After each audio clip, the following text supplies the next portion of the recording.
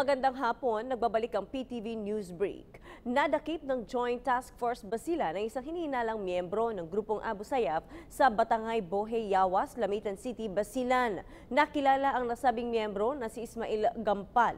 Na-recover sa kanya ang isang M16 rifle, battle dress uniform, military backpack at iba pang kagamitang pandigma. Pinasalamatan naman ng militar ang mga sumukong ASG dahil sa pagbibigay ng impormasyon hinggil sa bandidong grupo. Sa ngayon ay umabot na sa 262 na miyembro ng ASG ang napatay, nahuli at sumuko sa tropa ng gobyerno sa Western Mindanao. Patuloy pa rin ng Joint Task Force Basilan at AFP ang kanilang hangad na maibalik ang kapayapaan at matapos na ang labanan sa lugar.